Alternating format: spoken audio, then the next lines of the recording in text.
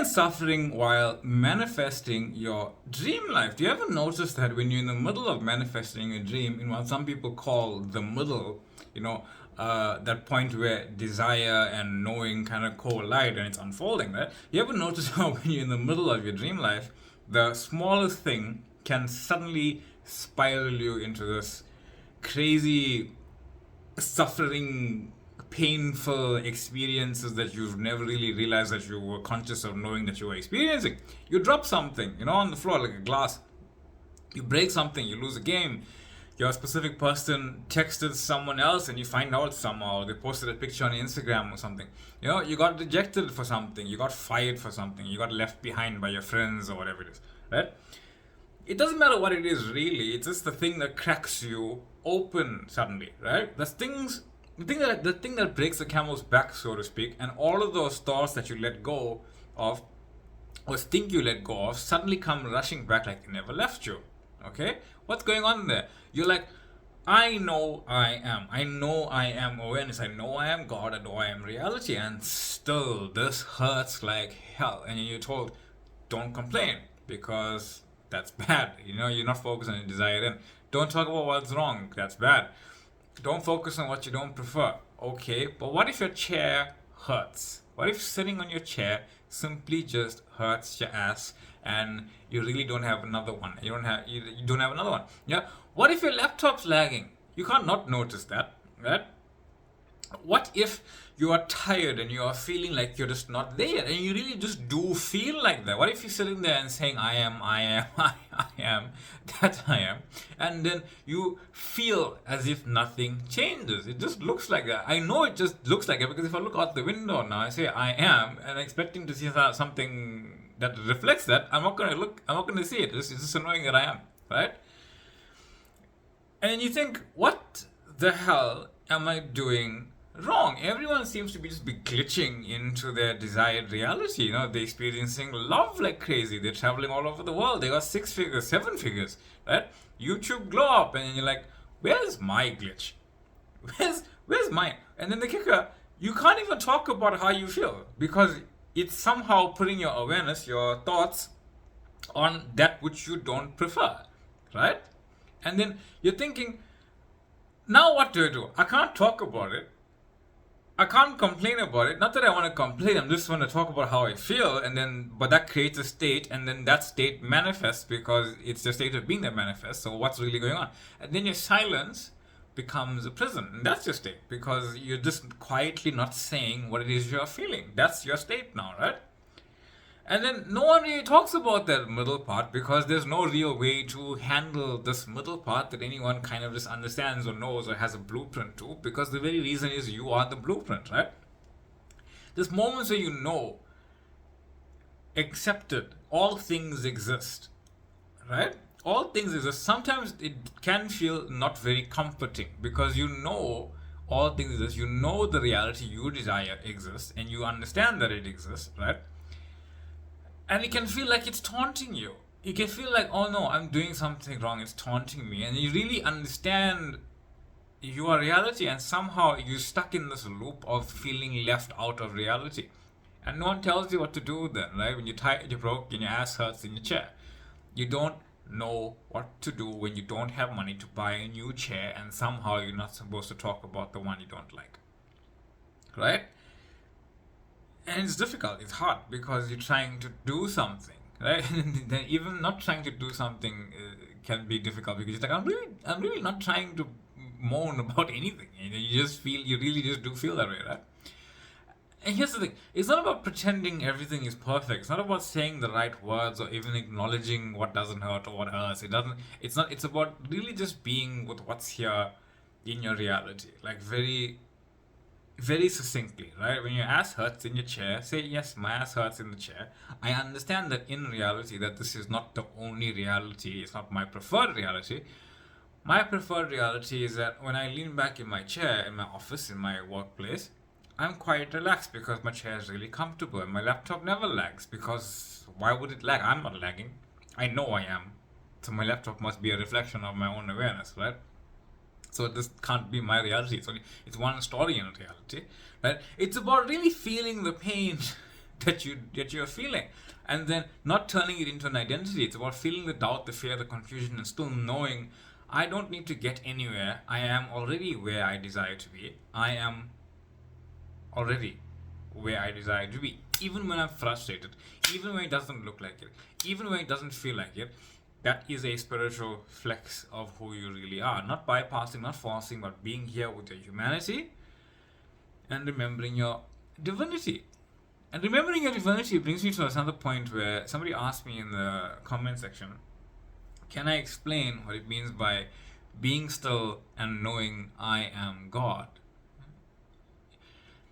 It's kind of an interesting phrase, right? Because it seems self-explanatory, but it really isn't. Yes, yes, it is. It's like I am awareness, or I am that I am. It's something that means this. They all kind of mean the same thing. Anything you want it to mean, and it means everything, because I am God is what I am God. Be still and know that, and I am that I am actually means. It means I am God. It means whatever you decide I am God means to you, that's actually what it means. That's literally what it means, right? I am God. So when you are feeling as if your thoughts are flying all over the place, this is the be still part, and circumstances are doing this, you're getting emails about this, you're getting bills about this, your specific person doing this, blah blah blah, all of that stuff, or whatever world you desire feels as if it's in another continent somewhere. Right? And there might be some people have global dreams. Cool, right? Be still and know means just realize that you are the awareness that is everything happening. You are the awareness. Just come back to that, knowing that I am the awareness of everything. Even I'm having a physical experience of my physical self experiencing other physical selves of people and things and objects and circumstances that we create as an idea. Be still and know you are the awareness that is being aware of everything, and that awareness can't break, can't burn, can't be hurt, can't whatever. It can feel all of those things because it is all of those things. It is the feeling of pain and suffering. It is the feeling of love and joy. It is you. You are that awareness. When your awareness is really feeling something, it really embodies that feeling completely.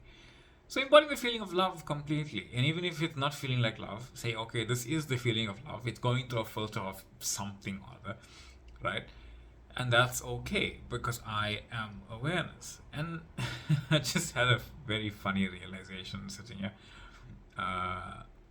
It was about the chair thing. I'm sitting in a chair I don't particularly like, and I realized, oh, it set up the camera angle quite nicely. I really just thought that right now. That's quite funny. Anyway, right?